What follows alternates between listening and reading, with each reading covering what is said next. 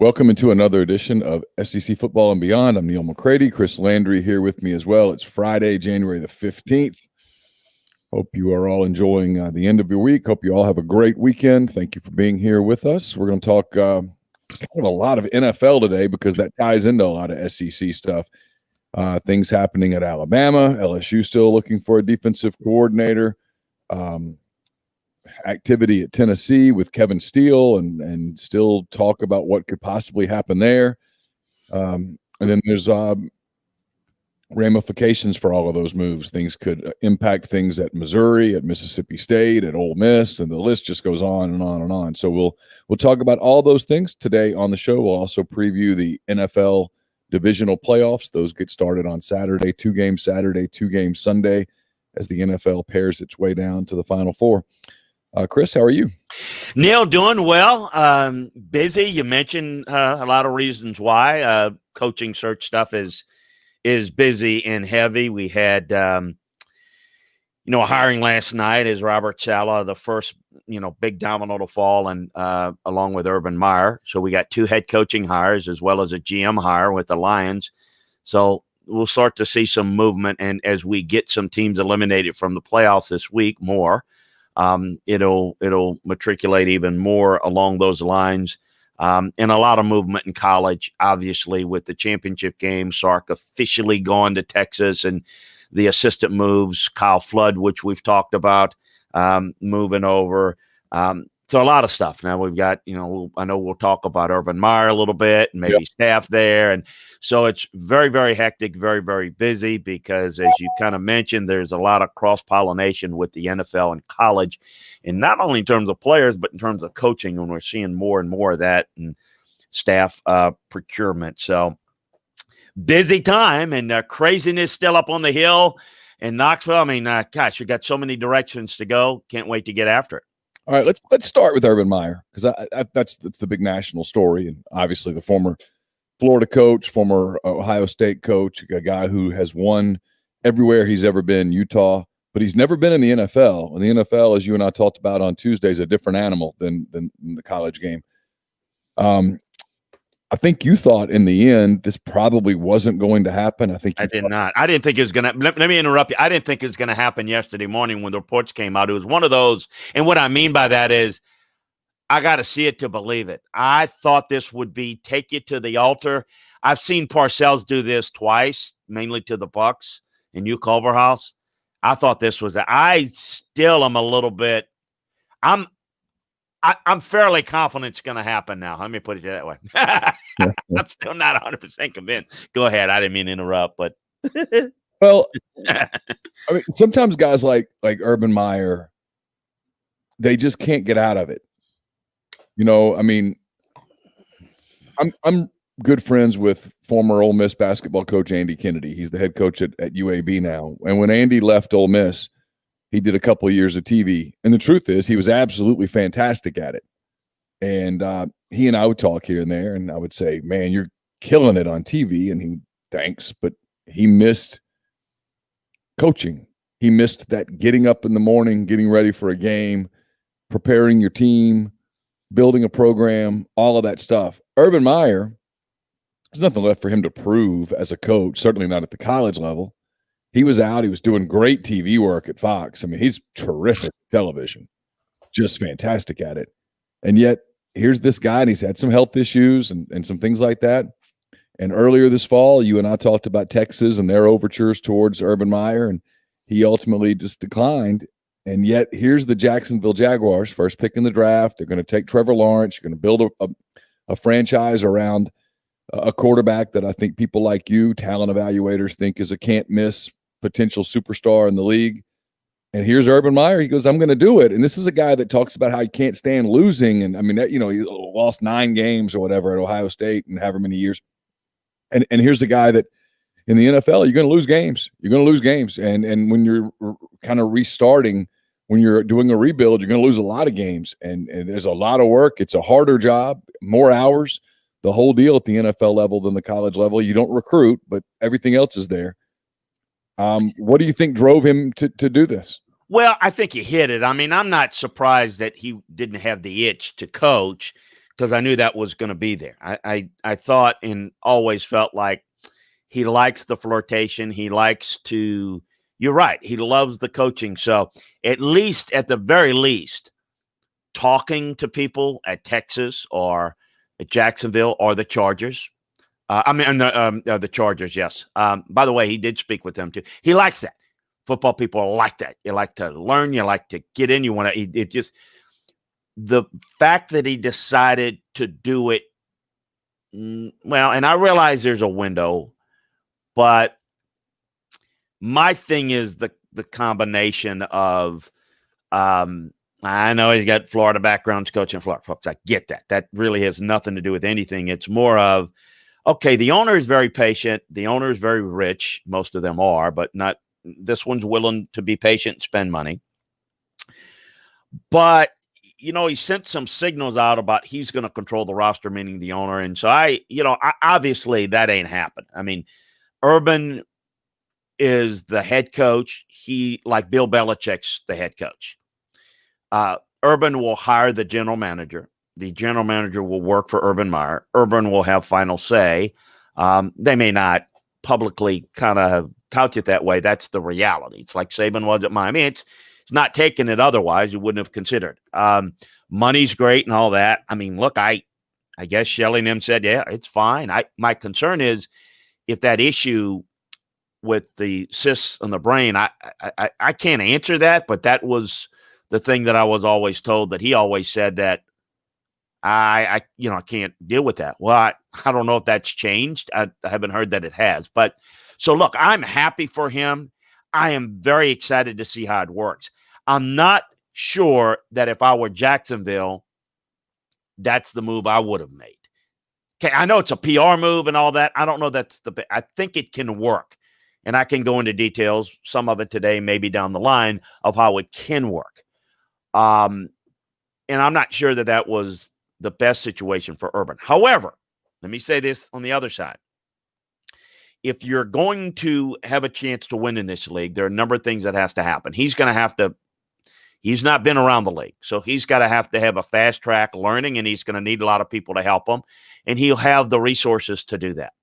The other thing is you better have a quarterback. Well, they're going to have one, and likely a very good one, and if he can stay healthy, they'll have a really good chance. Folks, if the doctors approve the hiring, the medicals of Drew Brees and Nick Saban are still in Miami, and guys knows what's happened with Miami and New England competing against one another. Alabama, we don't know where they are right now, but they're not winning all these titles. The Saints never win a Super Bowl, and Sean Payton's good, but he doesn't have Drew Brees. There's a whole world that changes, and that happens in every level of football. The what-if game is fun, but so if I'll add a what-if to that. I don't think the Saints are even in New Orleans anymore if that happens.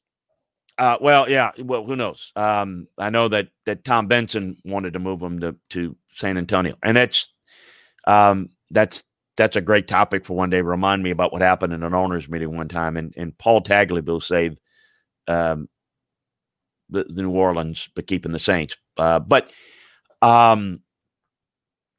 It's a learning curve for Jackson for Urban.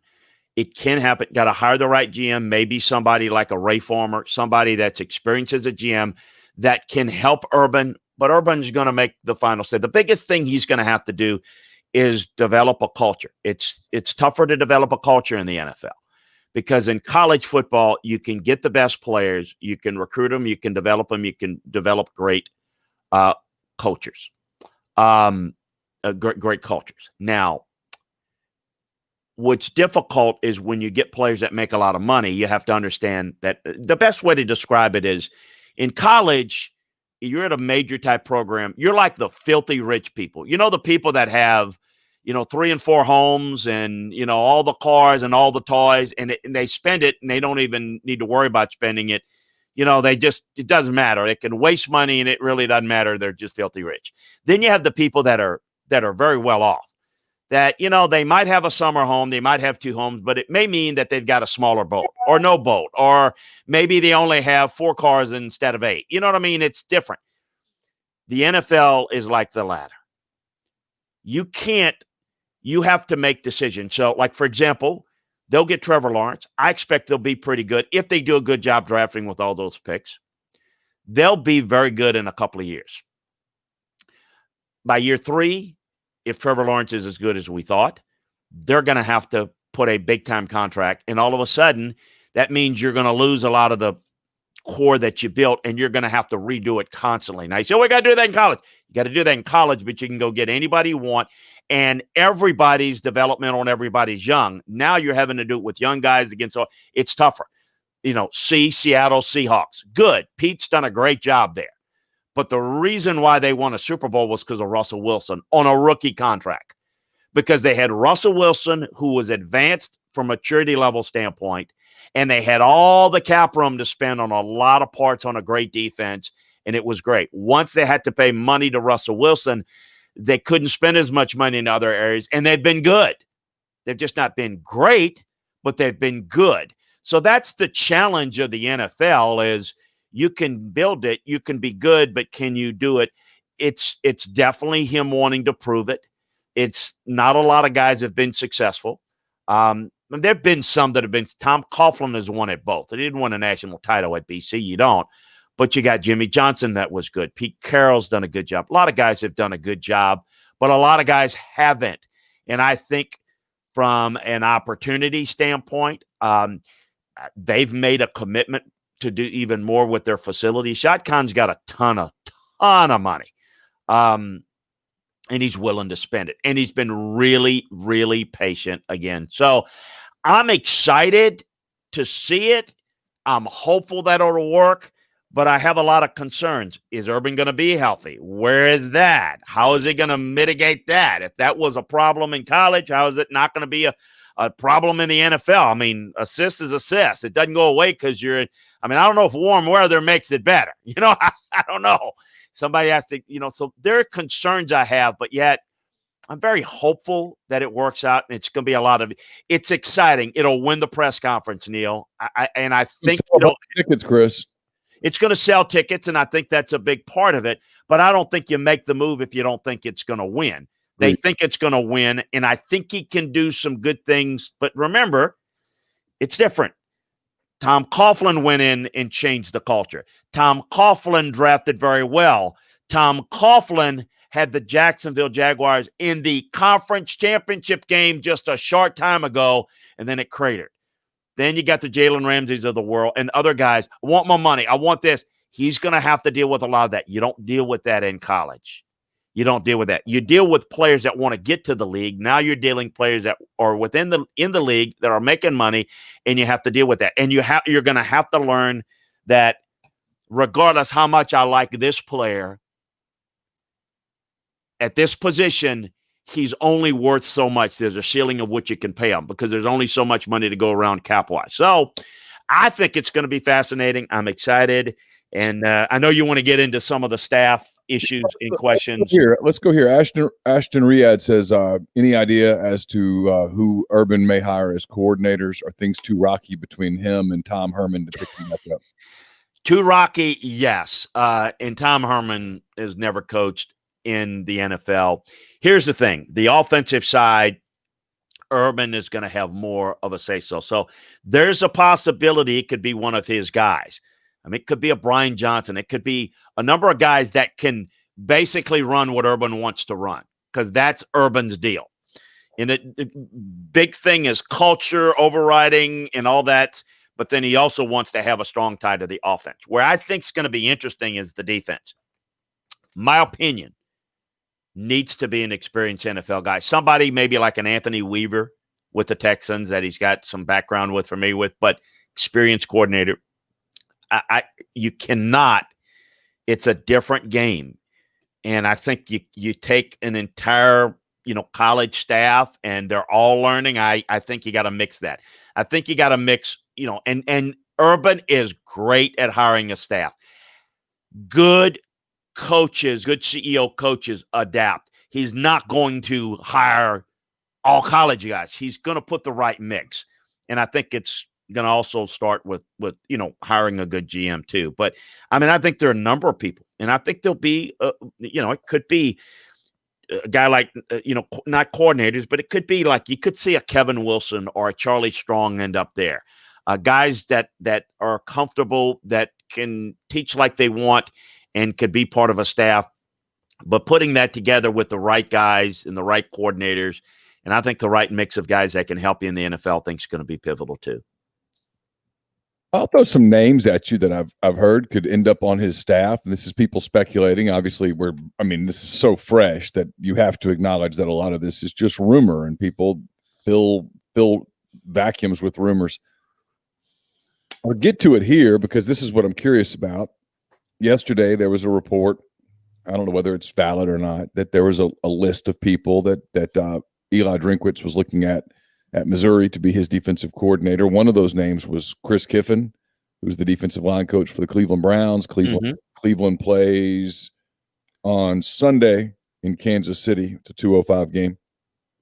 So, odds are the Browns season ends on Sunday afternoon. And so Chris, who's kind of rebuilt his reputation after some of the problems at Ole Miss that frankly were not his fault, he's going to have some opportunities. One of the reasons I bring that up is because early in the process, I'd heard a lot of scuttle that Lane Kiffin, the coach at Ole Miss, wanted to bring Chris to his staff. Obviously, Chris is not going to leave a successful NFL team where he's the defensive line coach to go be a defensive line coach at the college game. He's only going to move up if he can be a coordinator.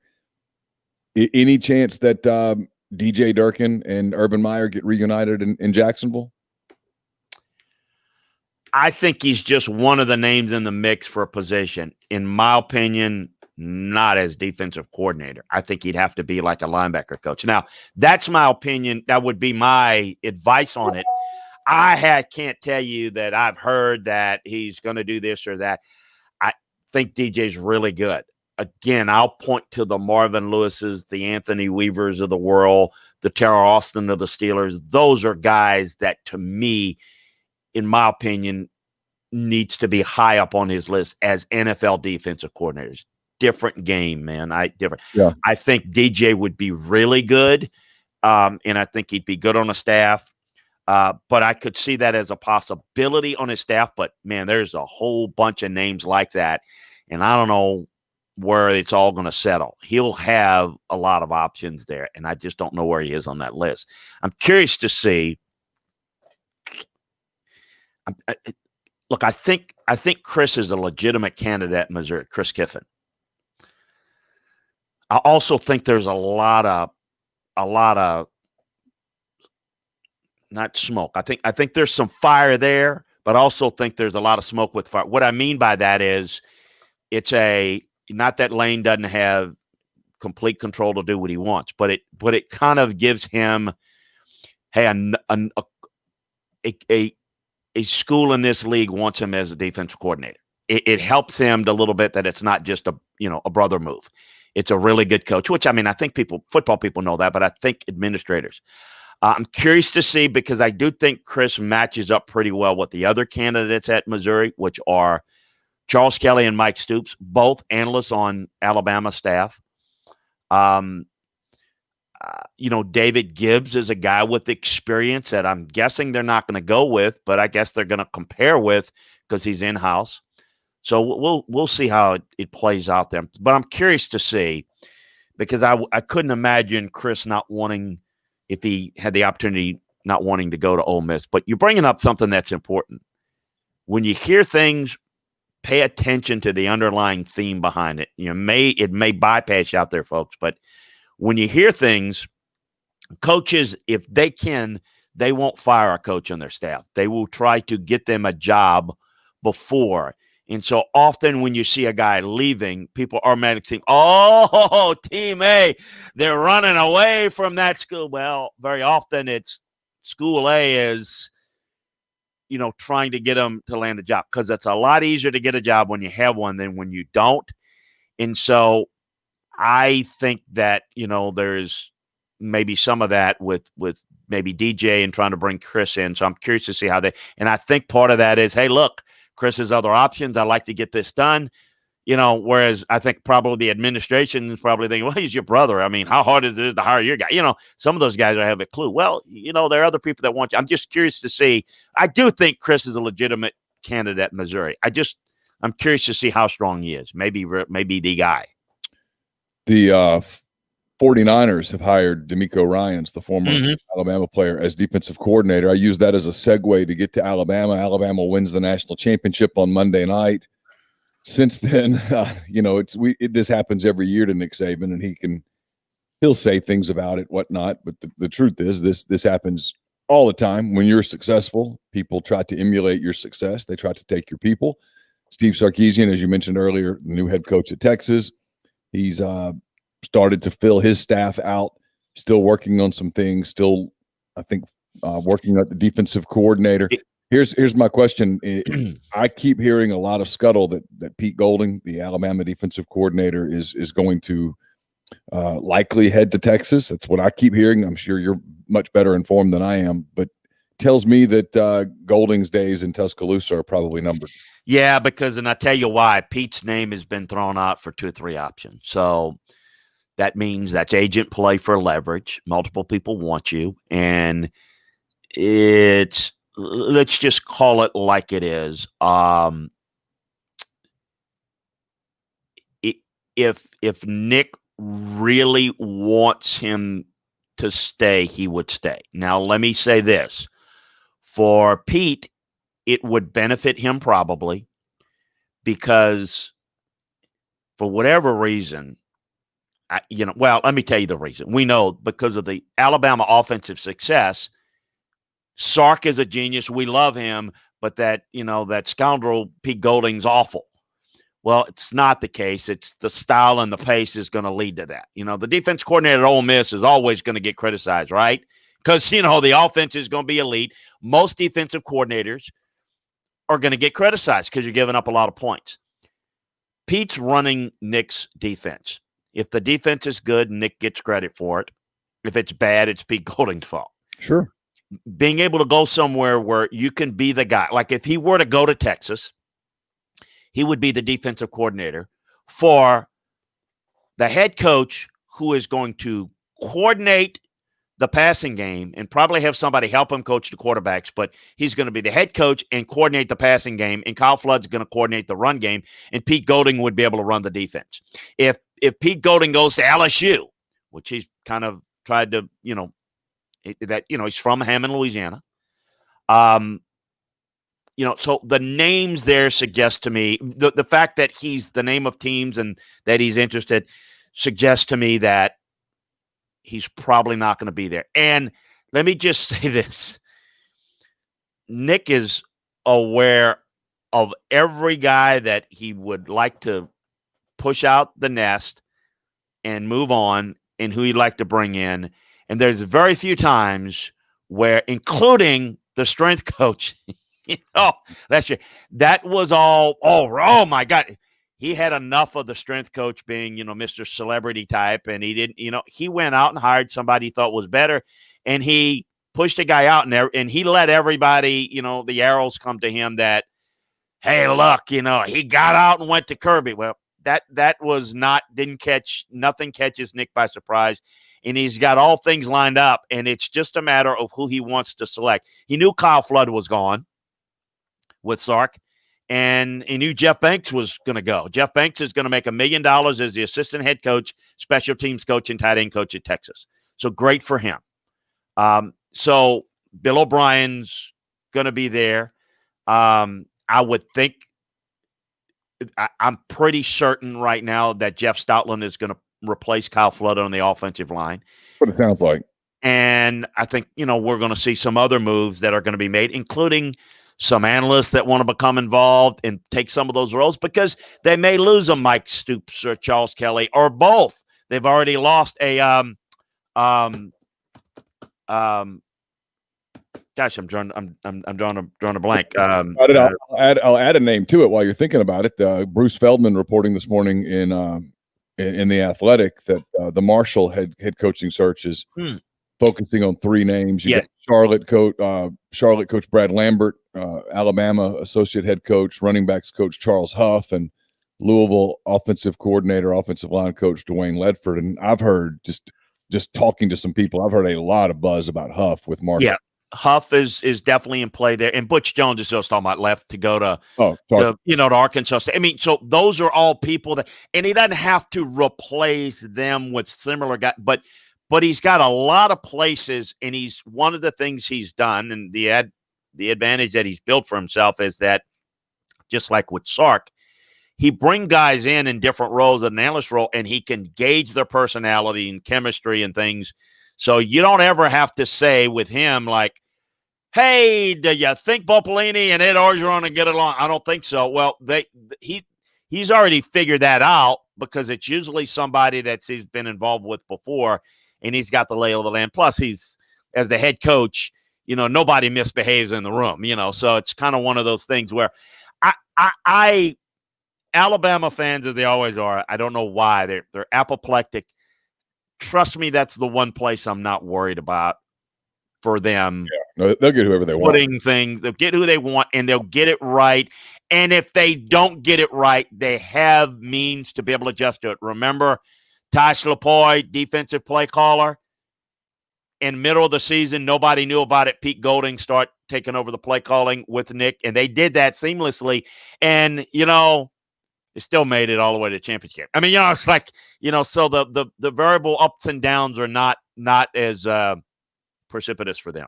Yeah, no question. We'll use Woodshed King has a question here. We'll use it as a transition. He says, is Ryan Nielsen LSU's target for defensive coordinator? We heard a lot about Zach Arnett there. You just mentioned Pete Golding. LSU, as far as I know, as of this morning, still searching for a defensive coordinator. What's the latest there? He is one of the guys. They've got a couple of other guys that they are still working on that are still in the mix. But he is with the Saints. He's a D-line coach. He has some familiarity with them.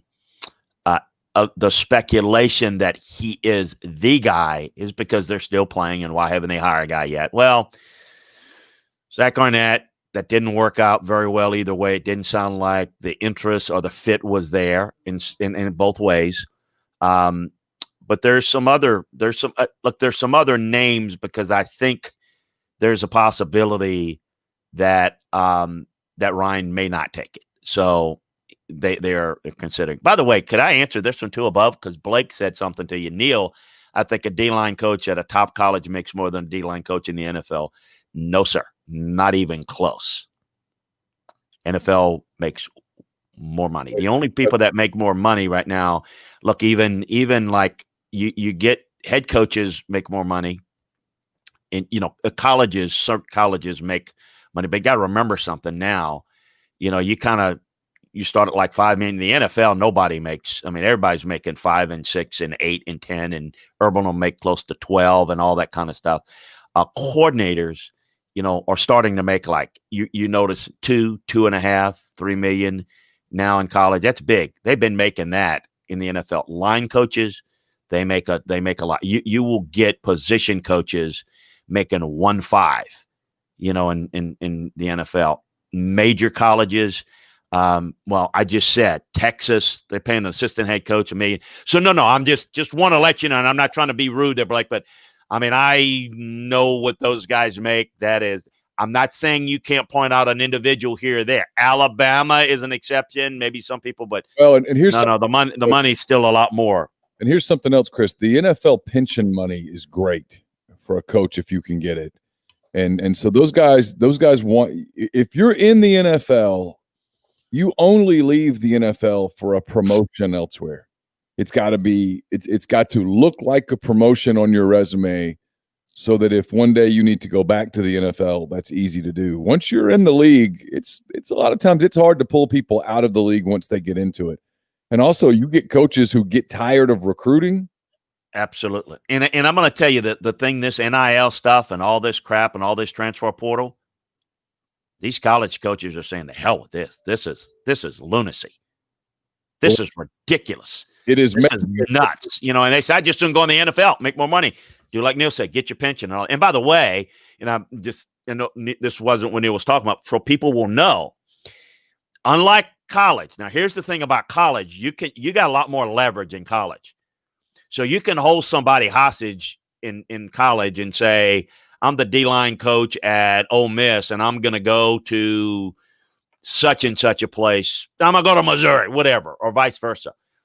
You can leverage your way and make more and get the money to move up. In the NFL, if you're a D-line coach with the Buccaneers, you can't take the D-line coach job for the Bears unless the Buccaneers give you permission, unless your contract runs out. You have to go by a promotion, and it has to be legitimate. You can't go, for example, and become a coordinator in title, but you don't call the plays. That won't be allowed. And that's closely monitored in the NFL. It ain't at all in college. So you can gerrymander a whole lot of things in college. The NFL, there's close scrutiny and checks and balances. But the money, it's still better. Now, and again, Urban made tons of money. He's going to make double what he made at Ohio State.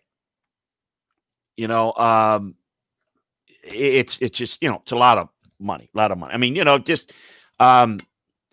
Sean Payton has been making $8 million a year since before, he won the first Super Bowl. I mean, it just, it's a lot more money there, and the assistant coaches. So if you're going to be a line coach in college, you're going to in the NFL, you're going to be a coordinator. Got to make coordinator money. You can't go. I mean, you got guys in college, even at a major college, where your secondary coach, a really good one, and you're making maybe at a big time program you can get 800,000, 700,000 type. Switch to Tennessee and some other schools in just a minute. First, I want to tell you this podcast is brought to you by Blue Sky. Blue Sky believes in being fast, fresh, and friendly. Through the thoughtful layout and cleanliness of their stores, Blue Sky hopes to provide customers with a fast and easy buying experience. From services to products, Blue Sky plans to keep things fresh and always provide the freshest flavors of the brand name products and the best services available. They even bring in some of the newest products on the market to their stores to provide an even better customer experience. A smile can say it all, and Blue Sky wants to show their customers that they care about them and their shopping experience. They'll always strive to improve their efforts to accomplish exactly that. So check out Blue Sky today at any one of their 48 store locations across the Southeast. And we're brought to you by Alpha Specialties, located at 1670 Highway 80 in Pearl, Mississippi. It is your trailer-specific professionals. If you want to haul it, they can call it. Alpha is the premium trailer dealership in Mississippi. They've got Load Trail, the premium brand trailer, the highest quality utility equipment dump and gooseneck trailers being built today. Fully primed and powder-coated, Load trailers come with an industry-leading 3-year warranty and 2 years of roadside assistance. Alpha Specialties also has Hallmark cargo trailers, one of the most quality cargo trailers on the market, perfect for hauling goods to markets and shows, ATVs to deer camp, hauling race cars, and more. Alpha can even work with third parties to have game day trailers and concession trailers built just for you. For podcast listeners, Alpha has spare tires and wheels starting at just $100. Alpha has a full selection of trailer parts and accessories, hitches, winches, straps, and more. They also do all types of truck accessories. So listeners can also get 10% off a yearly trailer service and inspection at Alpha's full-service shop. And they can also repair all types of trailers: concession, horse, utility, enclosed, gooseneck, and RV. So give them a call at 601-932-9798 or check them out at alphaofms.com. That's ALPHA of MS.com. Make sure you tell them you heard about Alpha on this podcast and on the MPW Digital Network of podcasts. All right, Chris. Hey, Neil, can I jump right before we go to Tennessee? Just a couple of NFL news that I think the folks would like. Sure. I know we got a couple of questions talking about the Jags fans are so mad. Well, I don't know if maybe some are mad about Urban and some are thrilled. I don't know. That's fans. The Jets are happy. Robert Saleh, the Jets have the major cultural problem. Robert Saleh is a great young coach with the Niners. Neil just mentioned that D'Amico Ryans was promoted to defense coordinator up on that staff because Robert Saleh has taken the Jets job. That's a really good hire that Joe Douglas made. The Lions hired their GM, Brad Holmes. Look for Brandon Staley to be big time in play. The defensive coordinator of the Rams are playing this week. That might be a really good combination to pair. And also, I just got this confirmed, not that he's going to accept, but the Falcons have offered Arthur Smith their head coaching job. Arthur has got a few other options. What's really interesting is that I don't know I believe Terry Fontenot is going to get the GM job. I would hope that Rich McKay and them, this was done with the understanding of because hiring a head coach and then not having the head coach doing the interview, that doesn't make any sense. So I would think and hope that's been collaborative. So let's see if Arthur Smith takes the Falcons job or he is hot for still a few other openings. I just wanted to get that in and before we jump to the next topic. All right, let's get to the next topic, and that's Tennessee. Kevin Steele, after one unsuccessful coup in Auburn, goes to a place in Tennessee where there's all sorts of coups that being attempted there in Knoxville. What are your thoughts on Kevin Steele joining the Tennessee staff? Well, first of all, we ought to hear something real quick on Jeremy Pruitt because yesterday Jeremy Pruitt met with the lawyers, the investigative body that they're paying like $500, $600 an hour in lawyers to. So they should know something. They should know whether, Jeremy's stories match up to the other people because they interview the head coach last to figure out, see if the stories match up. So I don't know. Maybe by the time this weekend, maybe again, figuring out Tennessee's very curious. It's above Philip Fulmer on what the call is going to be on Jeremy with the NCAA. Obviously, that's that university president, chancellor that's making that call. They're the one that put the hiring freeze. Well, Philip went to the president and said, look, we got a chance to hire a guy that was a finalist for this job. That is somebody that Jeremy's knows and likes, somebody that I know and like, and is going to be paid handsomely by Auburn for a while, and we can get him very inexpensively. We need to hire him for, and this is where it's typical Tennessee. So, Philip tells Jeremy, look, hire Kevin. They work together at Alabama, Jeremy and Kevin. So they're close, and, Kevin can be a real asset to help you because there is a possibility. People that say that Jeremy Pruitt is absolutely gone. If he was absolutely gone, Neil, he'd already be gone. Okay. That is going to be determined. He may be gone. People you see, I told you. No, you didn't tell it. If he was already going to be gone, if the decision was made, they're not sitting there with anything more important to do up on the hill. They're still trying to decide based upon it is probably maybe looking for a way to move on from him and limit what they have to pay him. Because normally how this stuff works is, look, Jeremy, here's what we got. Here's what the NCAA says. Here's our situation. Here's what we got to do. You're owed 12. We're willing to pay 6. We want to make the lawyers rich or we want to get a deal. And that's how that stuff works. So I don't know what's going to happen. I mean, it ain't real complicated. Jeremy's either coming back or he's not. And it's going to be a result of the NCAA because the on-the-field product hadn't been real good. If the on-the-field product was great, they'd be figuring out ways to keep him. They may be figuring out ways to let him go. But the Kevin Steele hire was, hey, Jeremy, this guy can help you. This guy can be he's been a head coach. He's been around. You're comfortable with him. He can help you. Staff management things, be a confidant. But he also, to the president, Philip, saying, if we decide to move on from Jeremy, we got a guy we can turn to here. Somebody that can be part of a staff if they were to go outside, which I don't think they will. But this enhances the chances of somebody that can turn to right down the hall and say, you're now the head coach, Kevin Steele. Isn't that typical Tennessee? they've got it kind of figured out, and he's got one of their own. Kevin, of course, is from South Carolina, went to Furman before he transferred to Tennessee, played under Johnny Majors, loves the school. He's coached there before as a young coach. He's been around forever, been around a whole bunch, been in Nebraska, and he's been with Saban. He's been everywhere. So there you go. Kevin Steele, what's his role? We'll get back to you on that. It's crazy, man. It is nuts. All right, little transfer news, SEC related. We try to touch everything. Breaking in the last few minutes, Wan'Dale Robinson, who was the leading wide receiver at Nebraska this past season, is transferring to Kentucky.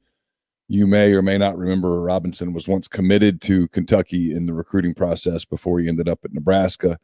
He entered the transfer portal on Monday, saying that he wanted to move closer to home as his mother dealt with issues related to her recovery from COVID-19. This all coming from Mitch Sherman, who covers Nebraska for the Athletic. They're based in Omaha. So big, and Wan'Dale Robinson has subsequently tweeted something about it as well. So big pickup for the Wildcats, who needed some weapons on offense, and he should be one moving forward. Yeah, that's big for getting Wan'Dale. Well, and two, that's the other thing. You've had now two guys, Ty Chandler leaving, going to North Carolina. I mean, they're losing players, and they're losing, well, if you're at Tennessee staff and you got another option, Will Friend, and people may say, well, get rid of, well, yeah, they're looking to, you don't know what the situation is. You don't know who the head coach is. And if, let's just say Jeremy Pruitt comes back, anybody sitting here thinking that, hey, next year is going to be a pivotal year for him again. And yet we're not even sure at this late stage if Jeremy's coming back. So, no, that's interesting, and it'll be interesting to see where this plays out. So, you got anything else on the college or pro coaching ranks before we get into the games this weekend? I'm trying to think what else. You mentioned some names for Urban. I think Chris Ash might be also in play too. I think I mentioned Tara Austin, Charlie Strong on the staff, maybe Kevin Wilson, but not for coordinators. I don't know. I keep getting asked about that I don't have any answer to, but I'll mention it since people keep asking about Kevin Sumlin joining Nick Saban's staff. And I don't know. At first blush, it doesn't, but people said, what would he do? Well, he could coach the tight end position. I don't know. I think could be staff. It's one of those things where I could see him being more analyst. Yeah. He wanting to be one of those guys that, rejuvenates his career. I can tell you this, work ethic better go 180 from the job he did at Arizona to working as an analyst for Nick. But I don't know what to make of it, but I get asked a bunch of it. So, Joe Panunzio has been around, been involved. Don't be surprised if he's back on Alabama staff in some way. No, Sumlin is an offensive guy. Joe has kind of become almost a little bit of a security blanket for Nick Saban. He's been with him a couple of times. He's gone to the NFL. He kind of comes back. He's someone that I think can kind of help run a program from the inside a little bit, can massage some things. Kids love him. Saban trusts him. Makes some sense. And he is one of his best recruiters and best player relations guys. Nick says Joe has done the best job of anybody he's ever had on staff of convincing guys to come back for another year. So a lot of those guys that say come back one more year, it's a lot of Nick and it's the conversation, but it's, obviously as you normally do, you have some of your assistants who can go and kind of, away from the scene, have lunch with them, talk with them, convince them of that. But Big Ben asked about, isn't Sumlin the defensive guy? Ironically, you're not far off. Kevin Sumlin played linebacker at Purdue, is always coached on the offense, and was a coordinator, good offensive coordinator at Oklahoma, and led to him getting the Houston job. And remember, he put that in that really good offense at Houston, was having a lot of success, went to A&M, and was the guy running the offense with A&M with Manziel. And he was just to show you how quickly you can go from the mountaintop and fall. It was, I can remember being asked, oh, is A&M going to lose Kevin Sumlin to the Texans? And it's this and that. And now we're talking about Kevin, whether he can get an analyst job on Nick Saban's Alabama staff. But he's been well paid for that deal. Oh man, was a nightmare. All right, we'll get to NFL playoffs in a moment. I do want to touch on this because we don't touch on it very much, and we're not to the point of the year where it's super compelling. But full slate of SEC basketball this weekend. In case you're curious, Georgia is at Ole Miss. All of these games on Saturday. That's an 11 a.m. game. Georgia and Ole Miss both struggling. Ole Miss 1-3 in the league. Georgia 0-4 in the league. So an opportunity for those two teams to pick up a win. Missouri, who has had some COVID issues, they're 1-2 in the league. They go to Texas A&M. The Aggies 2-3 after a 1-point win over Mississippi State earlier this week. Kentucky is at Auburn. It ought to be a real fun game right there. Kentucky 3-1 in the league. Auburn 1-4, but the young point guard for them, Sharif Cooper, is absolutely exciting to watch. That'd be an entertaining game at 1 o'clock.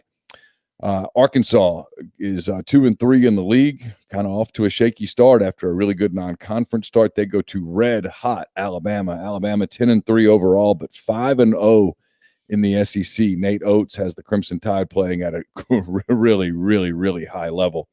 Another good game. Florida is at Mississippi State. The Gators coming off a comeback win at home over Ole Miss on Tuesday night. They're 3-2 in the league. So is Mississippi State. So a big opportunity for both of those teams. Vanderbilt winless in league play at 0-3. They go to Tennessee. The Vols 3-1 in the league, 9-1 overall. A team that has real second weekend or beyond possibilities there in Knoxville. And then the final game, the night game tomorrow night, South Carolina. Only played one league game. They have been just ravaged with COVID-related issues. The Gamecocks 3-2 overall, 1-0 in the league. They go to LSU. LSU playing exceptional basketball right now. LSU, Alabama, Tennessee, the class of the league at this point. LSU 9-2 overall, 4-1 in the SEC. So those two teams get together at 8:30 Eastern, 7:30 Central. They're in Baton Rouge at the Maravich Assembly Center. So that's your SEC basketball update. Real quick, can I ask you? I know real quick we'll go to the NFL. Real quick. How bad is the Kentucky situation? Is it, I know Cal always brings them back. It looks like maybe this is different. Maybe it won't be back. One, and how good is Alabama? Because I know Alabama's really damn good. Is what they are. They are exceptional. They have bought into Nate Oates' system very quickly. They'll suffocate you on defense. They move the basketball. And they're also very athletic. He's done at Alabama what he did at Buffalo, but he's been able to get more athletic players, bigger, longer players, and it shows. They're an exceptional team in the league. And look, Kentucky's 4-7, but they're 3-1 in the league, and they look really good. I'm not ready to write them off yet. And the teams they lost to were all really strong teams. So we'll see. I mean, they're going to have to be exceptional. There, as Woodshed King is right here. He says Kentucky's guard play is shockingly bad. They're really young. It's a bunch of young kids, couple of guys, BJ Boston, who's going to be taken high in the NBA draft. It's some of that. So we'll see. I'm not ready to write them off yet. But the three best teams in the league right now, probably in this order, are Alabama, LSU, and Tennessee today. All right, so let's get to the NFL. People love this weekend. Absolutely, it's my favorite weekend of the NFL season. We'll take these games in chronological order. Chris, give us some thoughts on what to look for here. We'll start on Saturday afternoon, 3:35 Central on Fox. It's the Los Angeles Rams at the Green Bay Packers. The line that I've got is the Rams a 6.5-point dog. Well, we know about Green Bay, Aaron Rodgers, explosive offense. They're at home. Don't have a bunch of fans. Weather's going to be pretty cold. It always is. But it will be in the afternoon. It's not a night game, which is a huge difference. Believe me. Trust me. Yep. The issue is, and again, I thought it was a really good, really, really good defensive game plan, as it has been all year long for the Rams and Brandon Staley. He's a bright young coach. I think he's going to get one of these head coaching jobs. I think he's the favorite for the Lions job. He's given up, that defense of the Rams has given up 17 touchdown passes all year long. Devontae Adams is caught 18 by himself. Something's got to give. From the something's got to give department, that's going to be real key. The Rams have got to be able to run the football. I think you can run the football on the Packers. The issue is, are you get taken out of your run game because you give up some explosive plays to Aaron Rodgers? He extends plays. He makes plays. You're down 14 in this league. Your run game is done. I mean, you are now throwing it. And that is not a formula for the Rams to compete. I don't think the Rams can control the game well enough, long enough to win. But that's what they're going to have to do. They're going to have to be able to run the football, play balance, mitigate the running back situation, run their condensed formations, attack the Packers. And I think you can move the football on the Packers. I think you can run it on the Packers. That's going to have to be their success. If they do that, and they limit the possessions, Staley may be able to come up with enough stops to make this game really interesting in the fourth quarter. If they don't, they can't do those things, then it's going to be the Pack in a walk. All right, the night game, going to get some snow. I'm looking at the Buffalo forecast on the National Weather Service right now. Snow flurries and snow showers, a low of 33. Winds west-southwest 15 to 25 miles per hour. Chance of snow 50%. Snow accumulations less than 1 inch. Higher wind gust possible. So weather will be a factor in Buffalo when the Bills play host to the Baltimore Ravens. This game 7:15 Central Time on NBC. The Ravens a 2-point underdog at Buffalo, which is really one of the fun stories in the NFL this year. Hey, my friend, I lived in Cleveland when I worked for the Browns, and I made that trip from Cleveland to Buffalo a lot. That whole area, chance of snow is yes, always. Yeah. I mean, June, there's a chance of snow. Yeah. 33 is warm. 33 at 8 o'clock at night Eastern time, that's balmy over there. That's a break. It's certainly, but snow flurries could be interesting. But here's the key here. Buffalo's the more complete team.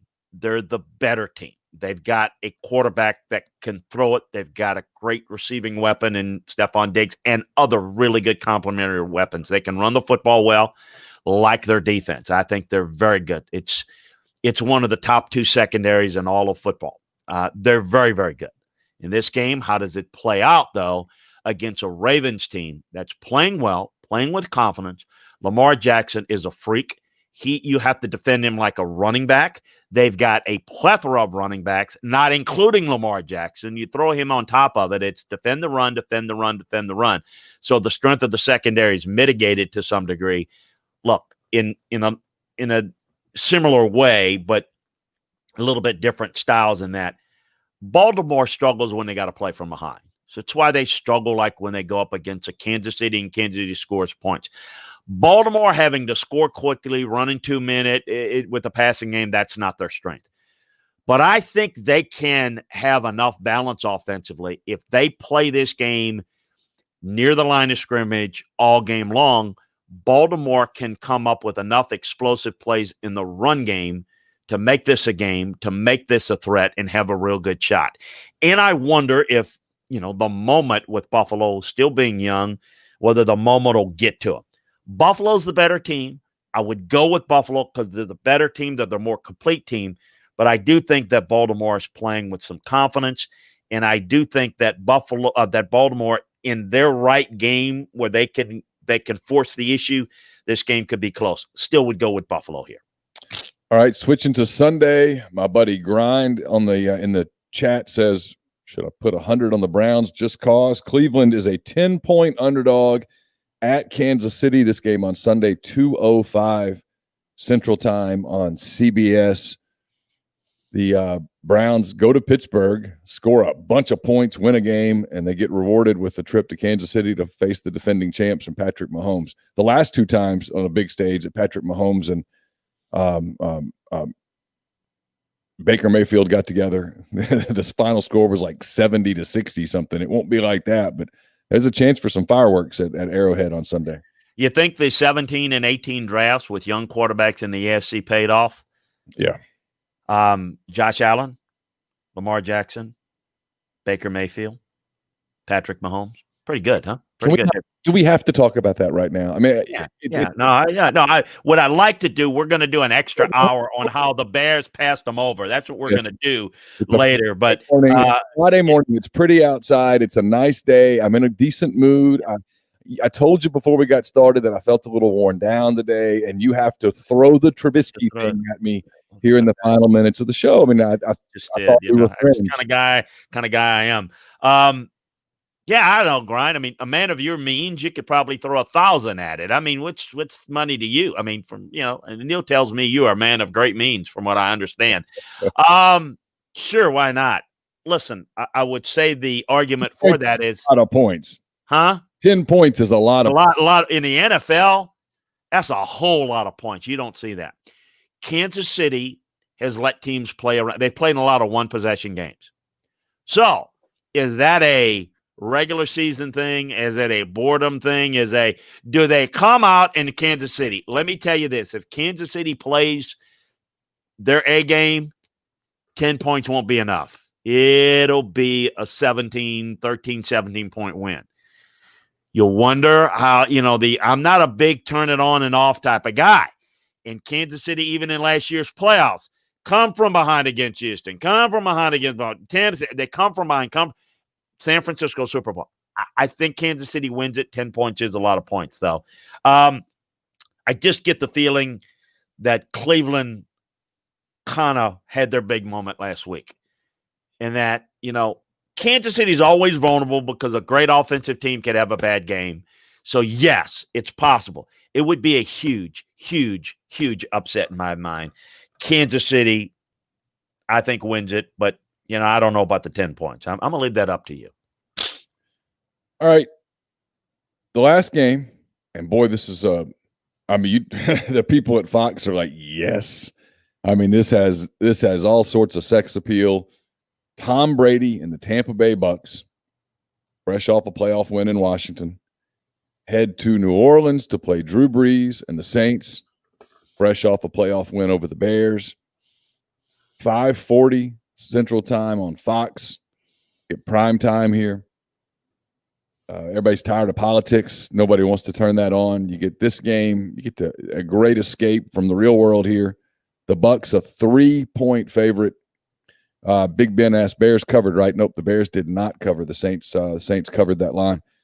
Bucks a 3-point dog on the road in New Orleans. You know the storylines. It's the quarterbacks. It's the Saints having to beat the Bucks for a third straight time. All that stuff. Potentially the swan song for Drew Brees.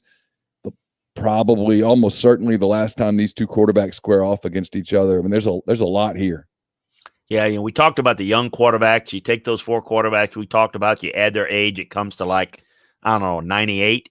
You add these 2 quarterbacks in this game, and it comes to 85. So the first thing that people will say, all right, how did this game look, but these 2 games look on film when these 2 teams played? The Saints really controlled the games. They defensively, they took away the run, and they really caused a lot of problems for Brady. The Bucks have progressed and played better. They're getting Gronk a little bit more in the game. The running game's finding itself a little bit. So beware of the Saints look better in the 2 games. They're going to do it again. They can do it again, but they're going to have to beat a better Bucks team. I think they're going to see a team that's playing better now. Well, you can't beat a team 3 times in one season. Well, yeah, you can, because out of 21 times, 14 times they have. I don't care about that. If I'm the better team, no problem beating them. But this is a little bit closer than those first 2 games in my mind. So I don't think it'll have anything to do about, I can't do it 3 times. I think that Sean Payton is going to have a different game plan. I think he's the most creative play caller. in football. But I think it's this. I think the Saints defense, and then how much better can the Saints offense get? I know that Kamara didn't practice last week.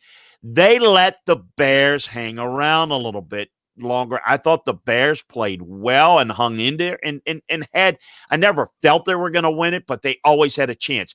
The Saints have a way of doing that. They did that against the Rams in the infamous, no call interference. They did it with the Vikings twice when they outplayed the Vikings, both in the Minneapolis Miracle and last year. They have a way of doing that. Yeah. Don't do that again if you're the Saints and give Tom Brady a chance in the fourth quarter. It's going to be a problem. I don't expect this game to be a blowout. I expect it to be close, but I think it's down to this, the running games, because the Saints are successful when they can run it with Kamara, have balance, work the screen. Kamara, Michael Thomas, they've got maximum weapons. That's when they can really be successful, and they could get coverage to cheat up a little bit, and then Breeze can go deep. The Bucs have got to run the football better than they did the last two times, because that's going to slow down the Saints' pass rush. The Saints' defense is the biggest untold story about that team.